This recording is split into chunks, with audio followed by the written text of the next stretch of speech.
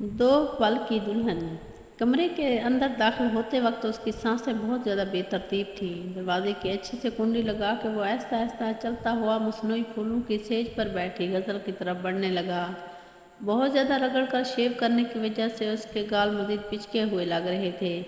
Matric فیل اقبال اور والی کو ابھی تک یقین نہیں آ رہا تھا کہ جو کچھ وہ دیکھ رہا ہے وہ حقیقت ہے یا خواب۔ ابھی پچھلے مہینے تک اس کی شادی کے کوئی آثار نہیں تھے۔ بالی کے والدین فوت ہو چکے تھے۔ اس کی پرورش دادی نے کی تھی۔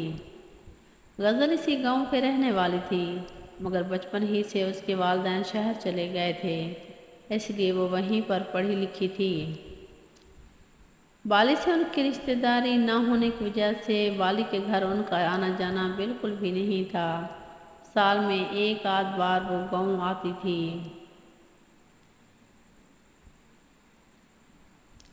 چونکہ غزل کے سارے رشتہ دار گاؤں میں رہتے تھے، یہیں کا رہائشی ہونے کی وجہ سے بالی نے اکثر اسے اپنی کزنوں کے ہمراہ کھیتوں وغیرہ کی سیر کرتے ہوئے دیکھا تھا۔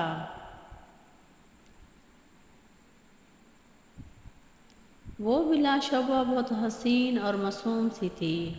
اسے دیکھ کر گاؤں کیا شہر کے لڑکے بھی اپنانے کے لیے تیار ہو جاتے تھے۔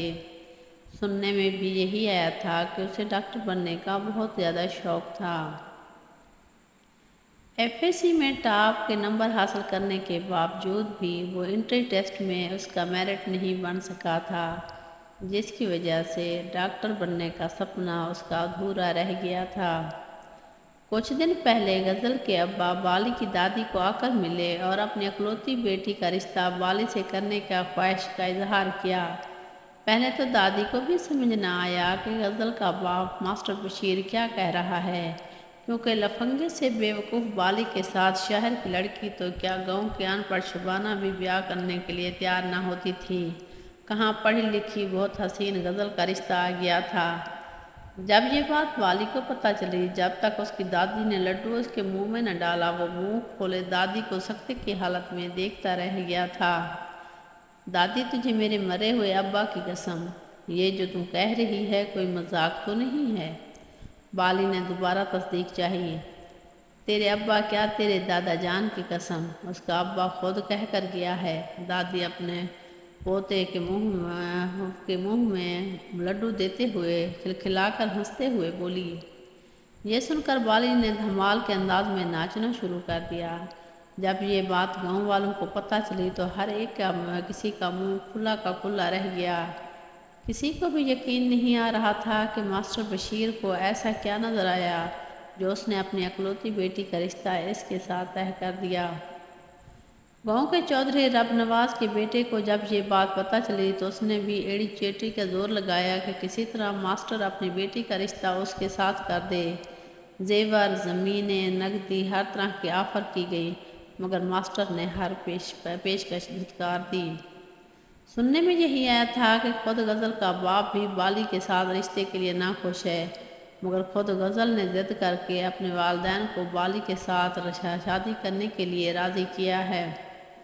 چاروں ناچار ماسٹر بشیر کو اکلوتی بیٹی کی پسند کے آگے ہار ماننی پڑی تھی، اور اس وقت دلہن کے روپ میں سجی سنوری غزل کے پاس جاتے ہوئے بالی کے ہاتھ پاؤں کانپ رہے تھے۔ بیڈ کے آخری سرے پر بیٹھتے وقت وہ بہت زیادہ ڈرا ہوا لگ رہا تھا۔ اس کی مشکل خود غزل نے گھونگھٹ اٹھا کے حل کر دی۔ پہلی ہی نظر میں بالی کو اپنا آپ بہت کمزور لگنے لگا تھا، کہاں وہ کانچ کی نازک سی گڑیا اور کہاں یہ گنوار سا بالی۔ غزل جی آپ پانی پئیں گی؟ گھبراہٹ میں اور تو کچھ سمجھ نہیں آیا۔ وہ پانی لینے کے لیے اٹھنے لگا، مگر غزل نے آگے بڑھ کر اس کا ہاتھ تھام لیا۔ اقبال مجھے پانی نہیں چاہیے۔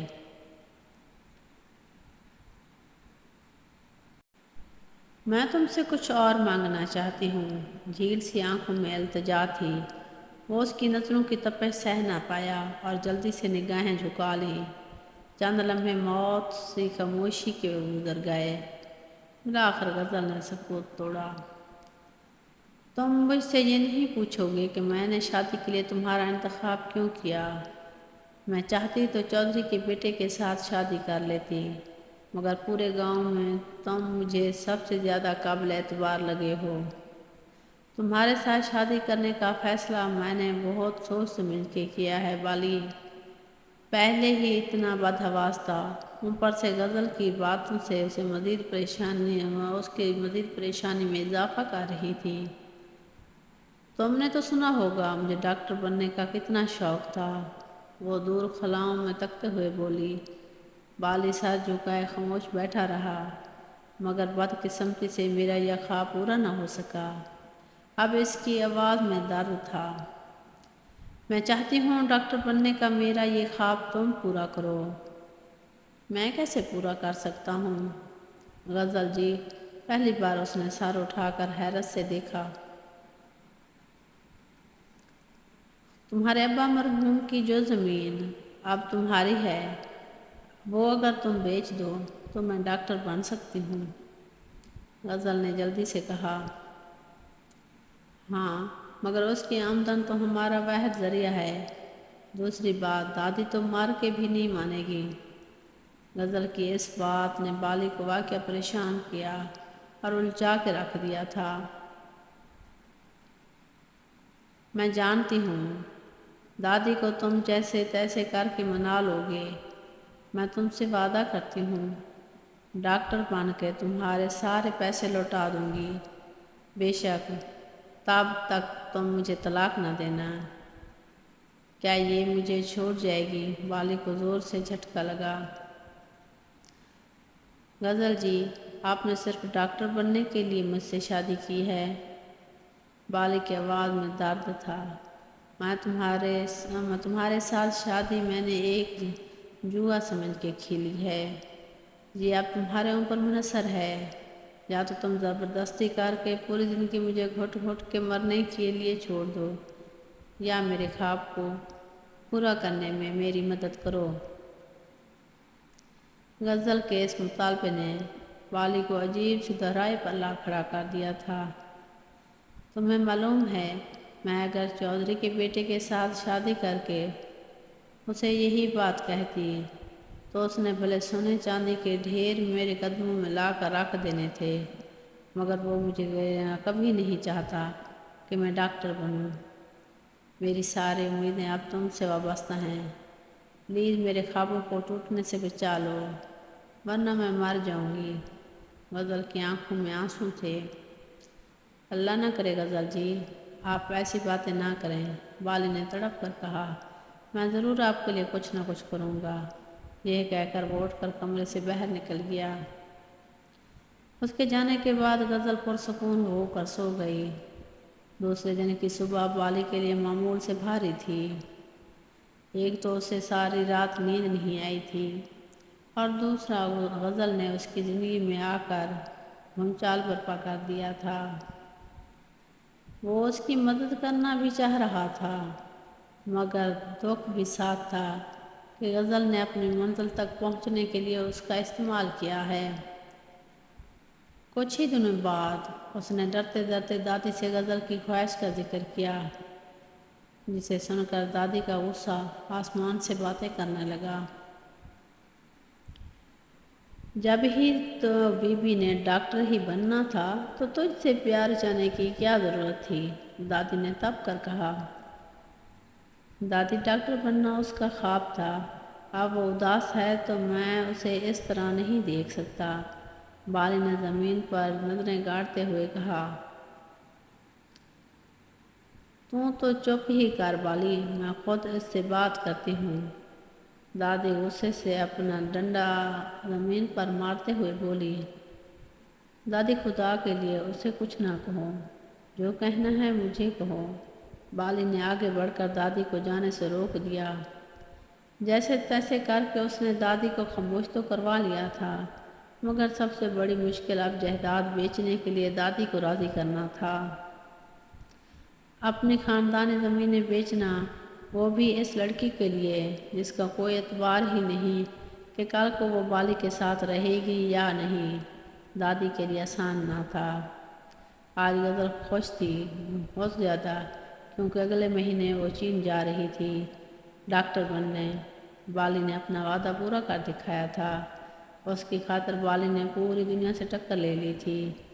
دادی تو ابھی بھی شدید ناراض تھی، مگر بالی کو امید تھی کہ وہ بہت جلد اسے بھی منا لے گا۔ جب سے پیسوں کا بندوبست ہوا تھا، غزل بہت زیادہ خوش رہنے لگی تھی۔ اسے گاؤں کے سرسبز کھیت بہت زیادہ پسند تھے۔ انہی دنوں بہار کا موسم بھی اپنے جوبن پر تھا۔ شام کو وہ اکثر بالی کے ساتھ باہر گھومنے پھرنے کے لیے چلی جاتی۔ زرد سورج اور سرسوں کے پھولوں کا منظر بہت حسین لگتا۔ وہ بالی کے ساتھ ڈھیر ساری باتیں کرتی رہتی۔ اس وقت بالی کا دل کرتا تھا کاش وقت تھم جائے اور یہ حسین خواب کبھی نہ ٹوٹے۔ بالی کے لیے 1 مہینہ پر لگا کر گزر گیا، جبکہ غزل کا ایک ایک دن بھاری گزرا۔ وہ جلد سے جلد اپنے خوابوں کی حقیقت میں بدلتا ہوا دیکھنا چاہتی تھی۔ جس دن اس نے جانا تھا، وہ دن اس بالی کی زندگی کا بھاری ترین دن تھا، جبکہ غزل ہواؤں میں اڑ رہی تھی۔ جاتے وقت اس نے بالی کا ہاتھ تھام کر بڑی رسانیت سے کہا تھا، بالی تم یہ مت سوچنا کہ میں تمہیں دھوکہ دے جاؤں گی۔ تمہارے پیسے ایک امانت ہیں، تب تک میرا اور آپ کا نکاح قائم رہے گا۔ جیسے ہی پیسوں کا بندوبست ہوگا، میں انہیں ضرور لوٹا دوں گی۔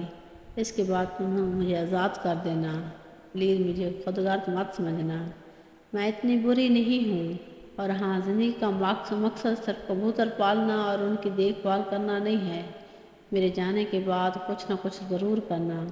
تم بہت ہی سیدھے سادے اور معصوم ہو، اس لیے اپنا بہت خیال رکھنا۔ اللہ حافظ۔ اس کے جانے کے بعد بالی بہت زیادہ خاموش رہنے لگا تھا۔ وہ چھت پر جاتا تو اسے فضا میں کبوتر اجالتی ہوئی، کہکے لگاتی ہوئی غزل یاد آ جاتی۔ یوں لگتا جیسے کبوتر بھی اس کی طرح اداس ہیں۔ اس نے باہر نکلنا چھوڑ دیا۔ اس کے یار اسے لینے آتے مگر وہ جانے سے انکار کر دیتا۔ دادی اس کی حالت کو دیکھ کر کڑتی رہتی اور منہ بھر بھر کے غزل کو گالیاں بھی دیتی رہتی، جس نے اس کے اکلوتے پوتے کی زندگی ویران اور برباد کر کے رکھ دی تھی۔ کچھ دنوں بعد بالی شہر کمانے چلا گیا، کیونکہ زمینیں تو اب بک چکی تھی، گھر کا خرچہ بھی چلانا تھا۔ وہاں جانے کے بعد غزل بھی بہت زیادہ مصروف ہو گئی تھی۔ وہ ہفتے 15 دن بعد اسے ایک میسج کر دیتی اور اپنی مصروفیات وغیرہ کے بارے میں بتاتی رہتی۔ سال پر سال گزرتے گئے۔